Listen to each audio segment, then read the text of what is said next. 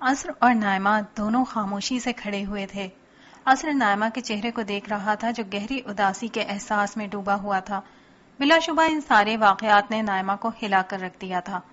عصر کو محسوس ہوا کہ نائمہ کی توجہ دوسرے حقائق کی طرف دلانا ضروری ہے۔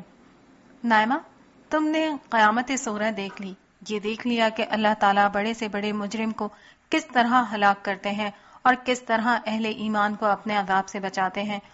اب یہ بھی دیکھ لو کہ کس طرح وہ انہیں زمین کا اقتدار دے کر حکمران بنا دیتے ہیں۔ یہ کہہ کر اس نے اپنا ہاتھ نائمہ کی طرف بڑھایا۔ نائمہ نے خاموشی سے اپنا ہاتھ عصر کے ہاتھوں میں تھما دیا۔ عصر اس کا ہاتھ اپنے ہاتھوں میں لے کر کشتی پر چلنے لگا۔ ایک دفعہ پھر منظر، پہر اور دن تیزی سے بدلنے لگے۔ چند قدم بعد وہ رکا تو نائمہ نے دیکھا کہ وہ دونوں ابھی تک کشتی پر کھڑے ہیں، مگر یہ کشتی ایک پہاڑ پر کھڑی ہوئی ہے، پانی اتر چکا ہے۔ عصر نے ایک سمت اشارہ کرتے ہوئے کہا، دیکھو وہ رہی انسانوں کی نئی بستی، یہی انسان مزید بستیاں بنائیں گے۔ نوح علیہ السلام کے 3 بیٹے یعنی سام، حام اور یافس جو ایمان لائے اور ان کے ساتھ کشتی پر سوار ہو گئے تھے، ان سے نوع انسانی کی بڑی نسلیں وجود میں آئیں گی۔ یہ تینوں نئی نسلوں کے سردار ہوں گے، اس دنیا میں بھی یہ زمین کے وارث ہوں گے اور آنے والی دنیا میں بھی یہ زمین کے حکمران ہوں گے۔ نائمہ نے جراحم اور ان کی بیوی کے بارے میں پوچھا تو عصر نے بتایا، جراحم کی بیوی پھر امید سے ہیں، اس دفعہ ان کے ہاں اولاد نرینہ ہوگی جس سے ایک بڑا قبیلہ وجود میں آئے گا۔ جراحم بھی اپنے قبیلے کے سردار ہوں گے۔ یہ کمزور اور ضعیف اہل ایمان جنہیں ان کی بستی کے لوگ حقیر اور ذلیل سمجھتے تھے، اب بڑے اور طاقتور قبیلوں کے سردار بنیں گے۔ یہی نہیں، ان کی نیکیوں اور ایمان کا پھل ان کی اولادیں بھی کھائیں گی۔ حام کی نسل افریقہ کو آباد کرے گی، ان میں عظیم تہذیبیں اور سلطنتیں وجود میں آئیں گی۔ پھر سامی نسلیں دنیا پر حکومت کریں گی، یہ مشرق وسطی میں آباد ہوں گے، ان میں عظیم تہذیبیں اور عظیم پیغمبر پیدا ہوں گے۔ آخری زمانے میں یافس کی نسلیں دنیا پر حکومت کریں گی، اس کے بعد قیامت آئے گی اور صالحین کے ہاتھ میں دنیا کا اقتدار ہمیشہ ہمیشہ کے لیے دے دیا جائے گا۔ نائمہ نے تعجب آمیز لہجے میں کہا، کتنی عجیب بات ہے یہ، کتنی ناقابل یقین لگتی ہے یہ داستان۔ کل تک جو لوگ پس رہے تھے وہ آج کے بعد بادشاہ ہوں گے، یہ تو دیکھتے ہی دیکھتے معجزہ ہو گیا۔ تو عصر نے جواب دیا، تمہارے لیے دیکھتے ہی دیکھتے ہوا ہے، مگر حضرت نوح علیہ السلام سے پوچھو جو 950 برس تک لوگوں کو اللہ کی طرف بلاتے رہے ہیں۔ نائمہ نے کہا، ہاں تم نے ٹھیک کہا، مگر 950 برس بھی تو گزر ہی گئے۔ کتنے دھوکے میں رہے وہ لوگ جنہوں نے سچائی کا انکار کر دیا تھا۔ عصر نے کہا، چلو اچھا ہوا ہماری نائمہ اب وہ زبان بولنے لگی جو اس کے رب کو پسند ہے۔ اللہ تعالیٰ یہی تو کہتے ہیں کہ یہ دنیا دھوکے کے سوا کچھ نہیں ہے۔ نائمہ نے اعتراف میں سر جھکاتے ہوئے کہا، ہاں اب یہ میری سمجھ میں آ گیا ہے۔ عصر نے کہا، تو یہ بھی سمجھ لو کہ یہ معجزہ قیامت کے آنے اور خدا کے وجود کا سب سے بڑا ثبوت ہے۔ خدا رسول کی زبان سے نہ صرف سچ سامنے لاتا ہے بلکہ اس سچائی کا وہ ناقابل تردید ثبوت قائم کر دیتا ہے کہ کوئی کبھی اس کا انکار ہی نہیں کر سکتا۔ رسول کے نہ ماننے والوں کو دنیا ہی میں سزا دے کر اور ماننے والوں کو بچا کر خدا یہ بتا دیتا ہے کہ وہ ایک زندہ جاوید حقیقت ہے۔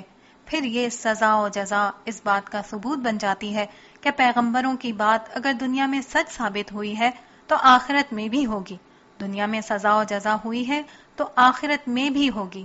اپنی سچائی پر یہ اعتماد پیغمبروں کو پہلے دن سے ہوتا ہے۔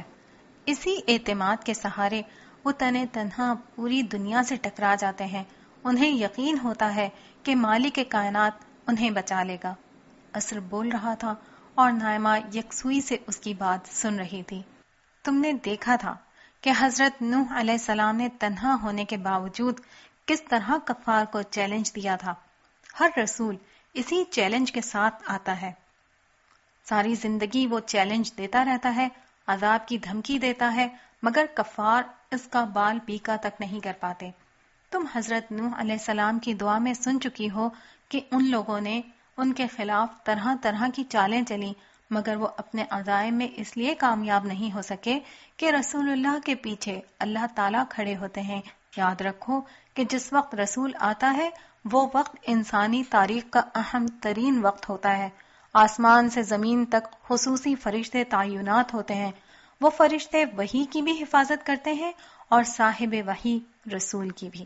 نائمہ نے کہا، اور یہ وقت تم ہی ہو، یعنی العصر، وہی عصر جس کی قسم قرآن میں کھائی گئی ہے۔ عصر نے کہا، ہاں میں وہی عصر ہوں، میں ہی وہ زمانہ ہوں جس کی قسم کھائی گئی ہے۔ اور اب غالباً تمہیں سورۃ العصر کا مطلب سمجھ میں آ گیا ہوگا، کیوں اللہ میری یعنی رسولوں کے زمانے کی قسم کھا کر یہ کہتے ہیں کہ انسان خسارے میں پڑ کر رہیں گے۔ تم نے دیکھ لیا کہ قوم نوح علیہ السلام کے سردار خسارے میں پڑ کر رہے، سوائے ان اہل ایمان کے جو عمل صالح کرتے رہے، حق کی تلقین اور صبر کی تاکید کرتے رہے، سام، حام، یافت، جراحم اور ان کی بیویوں کی طرح۔ نائمہ کو ایسا لگا جیسے آسمان سے زمین تک نور پھیل گیا ہے۔ قرآن مجید کی سچائی اس طرح اس کے سامنے آئی تھی کہ وہ سوچ بھی نہیں سکتی تھی۔ وہ بے اختیار سجدے میں گر گئی، پھر وہ اٹھی، اس کی آنکھوں سے آنسو بہہ رہے تھے۔ وہ بولی، کتنا سچ ہے رب کا کلام، کاش کوئی مجھے پہلے اس طرح سمجھا دیتا تو میں کبھی کی ایمان لا چکی ہوتی۔ عصر نے کہا، چلو اب تو سمجھ میں آ گیا۔ نائمہ نے کہا، ہاں، نہ صرف سمجھ میں آ گیا بلکہ یہ بھی معلوم ہو گیا کہ رسولوں کا زمانہ خدا اور قیامت کا سب سے بڑا ثبوت ہے۔ وہ ثبوت اس وقت میرے سامنے ہے۔ نائمہ نے نیچے موجود بستی کی طرف دیکھتے ہوئے کہا، جہاں قوم نوح علیہ السلام کے مسکین لوگ اب سرداروں کی حیثیت میں موجود تھے، لہلہاتی ہوئی فصلیں ان پر خدا کی رحمت و برکت کا ثبوت تھیں، ان کے بیوی بچے ان کی آنکھوں کی ٹھنڈک بن کر ان کے سامنے موجود تھے۔ نائمہ کی بات سن کر عصر نے کہا، مگر نائمہ۔ عصر نے اپنا جملہ پورا نہیں کیا بلکہ ایک افسردہ مسکراہٹ کے ساتھ خاموش ہو گیا۔ مگر کیا؟ نائمہ نے پوچھا۔ تو عصر نے بتایا، مگر یہ کہ ایک دفعہ پھر انسان نعمتیں پا کر رب کو بھول جائیں گے۔ ان کی یہی نسلیں خدائی سزا اور جزا کی اس تاریخی واقعے کو بھول جائیں گی۔ وقت کے ساتھ ساتھ یہ قیامت صغریٰ تاریخ کا حصہ بن جائے گی۔ لوگ اسے بس ایک طوفان کے طور پر یاد رکھیں گے اور بھول جائیں گے۔ اصل میں کیا ہوا تھا، شیطان انہیں گمراہ کر دے گا۔ یہ شرک کریں گے، بت پرستی کریں گے، ظلم اور فساد برپا کر دیں گے۔ اللہ تعالیٰ ایک دفعہ پھر اپنے پیغمبر بھیجیں گے، پیغمبر پھر جھٹلائے جائیں گے، پھر ایسی ہی قیامت صغریٰ ان اقوام کے لیے بھی برپا کی جائیں گی۔ نائمہ نے پوچھا، وہ کون سی اقوام ہیں؟ عصر نے بتایا، ان گنت قومیں ہیں جہاں پر رسول آئے اور پھر دنیا ہی میں سزا و جزا برپا ہو گئی، مگر چونکہ تم مسلمان ہو اس لیے میں صرف ان اقوام کے ادوار میں لے چلتا ہوں جو قرآن مجید میں بیان ہوئے ہیں۔ نائمہ نے پوچھا، سب پہلے ہم کہاں جائیں گے؟ عصر نے بتایا، ہم تمہارے زمانے کے سعودی عرب کے جنوبی علاقے کی طرف جائیں گے۔ وہاں اب تو ایک بے آب و گیا اور وسیع و عریض ہیبت ناک صحرا کے سوا اور کچھ نہیں، مگر قوم عاد کے زمانے میں وہ ایک سرسبز و شاداب علاقہ تھا۔ نائمہ اپنے وسیع مطالعے کی بنا پر جغرافیہ اور تاریخ سے بھی کچھ نہ کچھ واقف تھی، اس لیے حیرت اور استعجاب کے عالم میں بولی، اچھا میں نے تو پڑھا تھا کہ یہ قوم بڑی طاقتور تھی۔ عصر نے کہا، ہاں، اور اب تم اپنی آنکھوں سے دیکھو گی کہ ان طاقتوروں کے ساتھ کیا ہوا۔ نائمہ نے اپنی زندگی میں اتنا تنومند، طاقتور اور طویل القامت شخص نہیں دیکھا تھا۔ وہ شخص باغ میں کھڑا درختوں سے پھل توڑ رہا تھا، مگر اس مقصد کے لیے نہ اسے درختوں پر چڑھنے کی حاجت محسوس ہوئی تھی، نہ ہاتھ میں کوئی ڈنڈا لے کر اس سے پھل گرانے کی ضرورت تھی۔ پتھر مار کر پھل گرانے کا تو کوئی سوال ہی نہ تھا، اس نے تو بس ہاتھ بڑھایا اور درخت سے پھل توڑ لیے۔ نائمہ اگر اپنے زمانے میں پائے جانے والے استثنائی طور پر لمبے لوگ نہ دیکھ چکی ہوتی تو کبھی اس بات پر یقین نہیں کرتی کہ کوئی شخص اتنا لمبا بھی ہو سکتا ہے۔ نائمہ اس وقت عصر کے ساتھ قوم عاد کے علاقے میں کھڑی تھی۔ موجودہ عرب کے انتہائی ہیبت ناک صحرا کے مقابلے میں یہ ایک سرسبز و شاداب علاقہ تھا۔ یہ دونوں اس علاقے کی مرکزی بستی سے باہر ایک باغ میں کھڑے ہوئے تھے۔ عصر نے اسے براہ راست بستی میں لے جانے کے بجائے بستی سے باہر رکھا تھا۔ یہاں باغوں کا ایک طویل سلسلہ تھا، جگہ جگہ چشمے پھوٹ رہے تھے اور نہریں بہہ رہی تھیں۔ پانی کی یہی فراوانی تھی جس نے اس علاقے کو گل و گلزار بنا رکھا تھا۔ نائمہ یہ رونق اور شادابی دیکھتی جا رہی تھی اور عصر تفصیل کے ساتھ نائمہ کو قوم عاد کا پس منظر بتا رہا تھا۔ عصر نے اسے بتایا کہ قوم عاد بلکہ عرب کی کم و بیش تمام اقوام ہی حضرت نوح علیہ السلام کے بیٹے سام کی اولاد میں سے تھے، اسی لیے ان کو سامی اقوام کہا جاتا ہے۔ قوم عاد سام کے بیٹے ارم کی اولاد میں سے تھے، جو آہستہ آہستہ زمانہ قبل از تاریخ کی ایک بہت بڑی اور طاقتور قوم بن چکے تھے۔ طاقت، رفاہیت اور خوشحالی آنے کے بعد انہیں اپنے رب کا زیادہ شکر گزار بننا چاہیے تھا، مگر اس کے بجائے یہ سرکش و جبار بن گئے۔ ایک طرف شرک و بت پرستی ان کے ہاں عروج پر پہنچ گئی، تو دوسری طرف ظلم و سرکشی اور کمزوروں کے ساتھ زیادتی ان کا معمول تھی۔ مال و دولت کی کثرت اور جسمانی طاقت کی برتری کی بنا پر ان کا پسندیدہ شغل یہ تھا کہ اونچی اونچی عمارات تعمیر کرتے۔ عصر کی بات سن کر نائمہ نے کہا، میں نے کہیں پڑھا تھا کہ عمارتوں میں ستونوں کا استعمال سب سے پہلے انہوں نے ہی ایجاد کیا تھا۔ عصر نے اس بات کی تصدیق کرتے ہوئے جواب دیا، ہاں تم نے ٹھیک کہا، دنیا میں ستونوں کی مدد سے اونچی اونچی عمارات بنانے کا فن سب سے پہلے انہوں نے ہی ایجاد کیا تھا، جس کی مدد سے بلند جگہوں پر اپنے فن تعمیر کی علامت کے طور پر شاندار تعمیرات اور اپنے لیے عالیشان محلات بنا کر رہا کرتے تھے۔ صحت اور جسمانی قوت کی بنا پر بیماریاں کم تھیں، اس لیے آبادی بھی خوب پھل پھول رہی تھی۔ یہ باتیں کرتے ہوئے عصر اور نائمہ ایک باغ کے قریب پہنچے تو وہ شخص نائمہ کو نظر آیا جو اطمینان کے ساتھ ہاتھ بڑھا بڑھا کر باغ کے درختوں سے پھل توڑ رہا تھا۔ لگتا تھا کہ وہ شخص بہت بھوکا ہے، اس لیے جلدی جلدی پھل توڑ کر ساتھ ساتھ تیزی سے انہیں کھا بھی رہا تھا۔ مگر اس کی جلدی کا ایک اور سبب بھی تھا جو تھوڑی ہی دیر میں نائمہ کو معلوم ہو گیا۔ یہ باغ اس شخص کا نہیں تھا، بلکہ باغ کا مالک کوئی اور تھا، اور یہ شخص پھل چرا کر کھا رہا تھا۔ یہ بات نائمہ پر ایسے واضح ہوئی کہ اچانک باغ سے ایسے ہی قد و قامت کے 2-3 لوگ نکلے اور تیزی سے اس شخص کے پیچھے دوڑے۔ اس نے بھاگنے کی کوشش کی مگر پکڑا گیا، جس کے بعد ان لوگوں نے انتہائی بے رحمی سے اسے مارنا شروع کر دیا۔ وہ شخص چیخ رہا تھا، رحم کی بھیک مانگ رہا تھا، مگر مارنے والے رحم کے ہر جذبے سے خالی تھے۔ وہ شخص بری طرح زخمی ہو کر زمین پر گر چکا تھا اور تھوڑی ہی دیر میں اس میں چیخنے کی سکت بھی ختم ہو گئی، مگر باغ والوں کا غصہ کم نہیں ہوا۔ وہ اس کے بعد بھی اسے مارتے رہے، یہاں تک کہ وہ بالکل بے حس و حرکت ہو گیا۔ نائمہ سمجھ گئی کہ وہ شخص بے ہوش ہو چکا ہے۔ اسے خیال ہوا کہ اب یہ اسے چھوڑ دیں گے، کیونکہ اب وہ تینوں اسے چھوڑ کر پیچھے ہٹ چکے تھے، مگر پھر نائمہ نے وہ منظر دیکھا جس نے اس کو ہلا کر رکھ دیا۔ ان تینوں میں سے ایک شخص نے قریب پڑا ایک بہت بھاری پتھر اٹھایا اور اس سے پھل توڑنے والے کا سر کچل ڈالا۔ یہ دہشت ناک منظر دیکھ کر نائمہ لرز اٹھی اور بے اختیار اس طرف پشت کر لی، پھر لرزتی ہوئی زبان سے عصر سے بولی، یہاں سے فوراً چلو۔ عصر نے اس کا ہاتھ تھاما اور آگے بڑھ گیا۔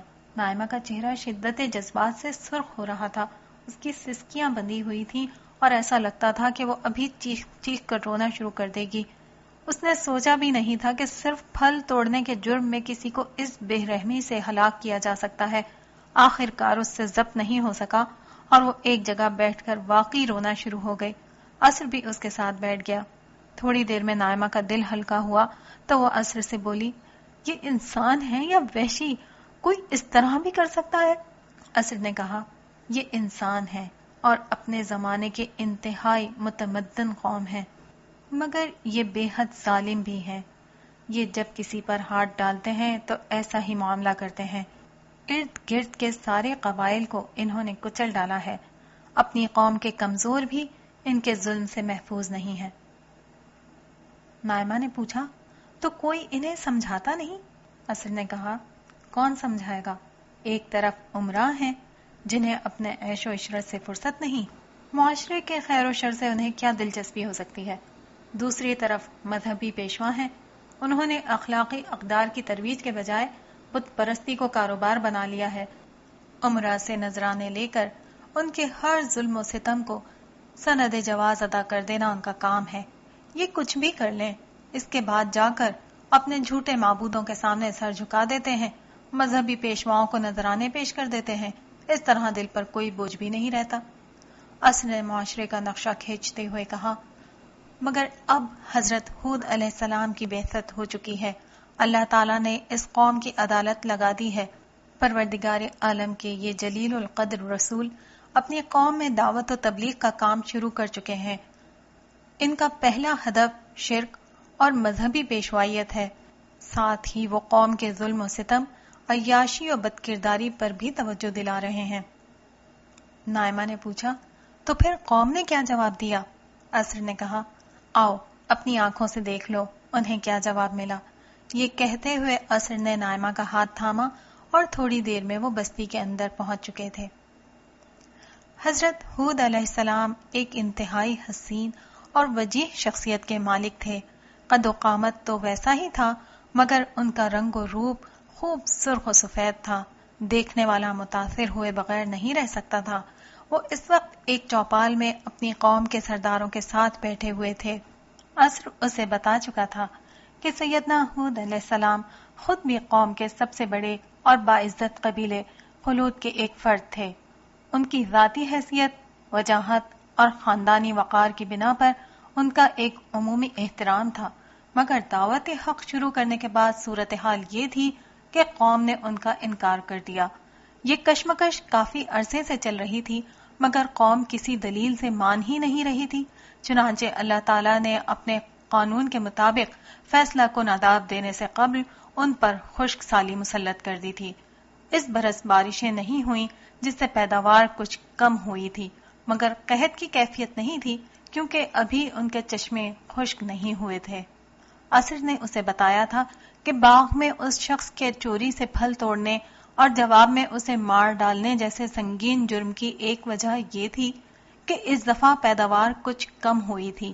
یہ مصیبت اس لیے تھی کہ قوم شاید اصلاح پر آمادہ ہو جائے۔ چنانچہ اسی جذبے سے سیدنا ہود علیہ السلام اس وقت سرداروں کی مجلس میں ایک دفعہ پھر انہیں سمجھانے آئے تھے۔ اب نائمہ خود اپنی آنکھوں سے دیکھ رہی تھی کہ انہیں کیا جواب مل رہا تھا۔ حضرت ہود علیہ السلام انہیں توحید کی دعوت دے رہے تھے اور بتوں کی بے وقتی پر قائل کرنے کی کوشش کر رہے تھے، مگر ان کی باتوں سے قوم کے سرداروں کا پارا آسمان پر جا پہنچا تھا۔ ان میں سے ایک نے کہا، یہ بے وقوفی کی باتیں بند کرو، تم یا تو احمق ہو یا جھوٹے، یہ ہمارے معبود ہیں جن کی ہمیشہ سے عبادت ہوتی ہے۔ حضرت ہود علیہ السلام نے بڑی نرمی اور ملائمت سے سمجھاتے ہوئے کہا، بھائی ایسا نہیں ہے، میں احمق نہیں ہوں بلکہ تمہارے رب کا فرستادہ ہوں۔ میں تو اس کا پیغام تم تک پوری دیانت داری اور احساس ہمدردی کے ساتھ پہنچا رہا ہوں۔ میں اس کام کا کوئی بدلہ بھی تم سے نہیں چاہتا۔ دیکھو، تم جانتے ہو کہ تم نوح علیہ السلام کی اولاد ہو۔ تم یہ بھی جانتے ہو کہ قوم نوح کو کس طرح اسی بت پرستی کے جرم میں ہلاک کیا گیا۔ اس کے بعد تمہیں اللہ نے اتنی قوت و طاقت عطا کی، باغ و چشمے عطا کیے، مال و اولاد سے نوازا، پیداوار کی کثرت کی۔ اب چاہیے کہ اسی ایک رب کی تم عبادت کرو جس نے یہ سب کچھ عطا فرمایا۔ اس پر ایک اور سردار بولا، میاں جانے تو یہ باتیں، یہ ہمارے انداتاؤں اور بتوں کی بخشش ہے، یہی ہمیں سب دیتے ہیں اور ہماری ہر مشکل دور کرتے ہیں، یہی اب ہماری اس مشکل کو ٹالیں گے، تمہیں پریشان ہونے کی ضرورت نہیں۔ حضرت ہود علیہ السلام نے جواب دیا، میرے بھائی، یہ کچھ نام ہیں جو تم نے رکھ لیے ہیں، اللہ جیسا نام رکھ لینے اور کسی کی طرف کچھ صفات منسوب کر دینے سے وہ اللہ جیسا نہیں ہو جاتا۔ یہ نام تمہاری ایجاد ہے، اللہ نے ان کی کوئی سند نہیں اتاری۔ دیکھو، مجھے اندیشہ ہے کہ تم پر تمہارے جرائم کی بنا پر کوئی بڑا عذاب نہ آ جائے، اس لیے اپنے رب سے معافی مانگو، وہ بڑا رحیم ہے، تمہیں اس سے بھی زیادہ دے گا، ڈھیروں بارشیں ہوں گی اور تمہاری قوت اس سے بھی زیادہ بڑھ جائے گی۔ اپنے خود ساختہ معبودوں کے بارے میں حضرت ہود علیہ السلام کے الفاظ سن کر ایک سردار انتہائی غضبناک انداز میں کھڑا ہو گیا اور چلا کر بولا، بند کرو یہ باتیں، یہ ساری اگلوں کی کہانیاں ہیں، ہم پر کوئی عذاب نہیں آئے گا، اب تم اپنی خیر مناؤ، ہمیں تو لگتا ہے کہ تم پر ہمارے کسی معبود کی پھٹکار پڑ گئی ہے۔ اور اپنا جملہ نامکمل چھوڑ کر اس نے اپنا ہاتھ میان میں موجود اپنی تلوار پر رکھ لیا۔ اس کا چہرہ اس غضب کا عکاس تھا جو اس کے اندر سے ابل رہا تھا۔ اس کا بس نہیں چل رہا تھا کہ وہ تلوار میان سے نکالے اور سیدنا ہود علیہ السلام پر حملہ کر دے، مگر نہ جانے کون سی طاقت تھی جس نے اسے تلوار میان سے نکالنے سے روک رکھا تھا، مگر اس کے انداز سے صاف ظاہر تھا کہ وہ حضرت ہود علیہ السلام کو قتل کرنا چاہتا ہے۔ انہوں نے بھی یہ بات محسوس کر لی تھی، مگر اللہ کے اس جلیل القدر رسول نے انتہائی اطمینان کے ساتھ بغیر کسی خوف کے جواب دیا، میں اللہ کو گواہ بناتا ہوں، تم بھی گواہ رہو کہ جن ہستیوں کو تم اللہ کا شریک سمجھتے ہو میں اس جرم عظیم سے بری ہوں۔ اب تم ایسا کرو کہ سب مل جاؤ اور میرے خلاف جو اقدام اٹھانا ہے اٹھا لو، مجھے ذرا بھی مہلت نہ دو، میرا بھروسہ اللہ پر ہے جو میرا اور تمہارا رب ہے، ہر چیز پر اسی کا حکم چلتا ہے اور ہر چیز اسی کی قبضہ قدرت میں ہے۔ اب تم نے جھٹلا دیا ہے تو جان لو میں نے تمہیں پیغام رسالت پہنچا دیا ہے، اب تمہاری جگہ دوسری قوم کو اقتدار دے دیا جائے گا اور تم کچھ نہیں کر سکو گے، میرا رب ہر چیز پر نگران ہے، اب میں بھی انتظار کرتا ہوں اور تم بھی انتظار کرو۔ یہ کہہ کر سیدنا ہود علیہ السلام اٹھے اور اطمینان کے ساتھ چلتے ہوئے باہر چلے گئے۔